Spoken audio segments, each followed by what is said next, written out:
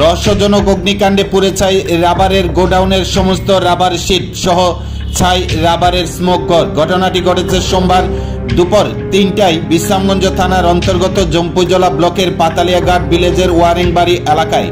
রাবারের গোডাউনের মালিক গৌতম ঘোষ। ওয়ারেংবাড়ি এলাকায় গৌতম ঘোষের রয়েছে বিশাল বড় এক রাবারের গোডাউন এবং স্মোক ঘর। জম্পুজলা এলাকার বিভিন্ন জায়গায় বিভিন্ন শ্রমিকদের কাজে লাগিয়ে প্রচুর পরিমাণে রাবার শিট সংগ্রহ করে তার গোডাউনে জমা রাখে।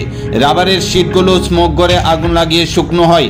কাঁচা রাবারের শিটগুলো স্মোক ঘরে রয়েছে 2 জন শ্রমিক। একজন শ্রমিক মিন্টু পাল জানান, গতকালে রাত্রিবেলায় রাবারের গোডাউনে স্মোক ঘরে আগুন দেওয়া হয়। সোমবার দুপুর দিকে আগুন পুরো ঘরে ছড়িয়ে পড়ে।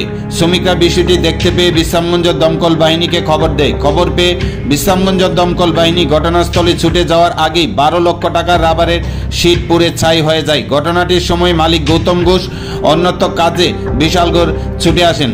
তারা শ্রমিকদের কাছ থেকে মালিকের নাম সহ পুরো ঘটনাটি জানবার চেষ্টা করে বিশ্রামগঞ্জ দমকল বাহিনী। ঠিক কী কারণে অগ্নিকাণ্ডের সূত্রপাত বুঝে উঠতে পারছেন না কেউ। তবে দমকল বাহিনীর প্রাথমিক অনুমান রাবারের স্মোক ঘর থেকে আগুনের সূত্রপাত।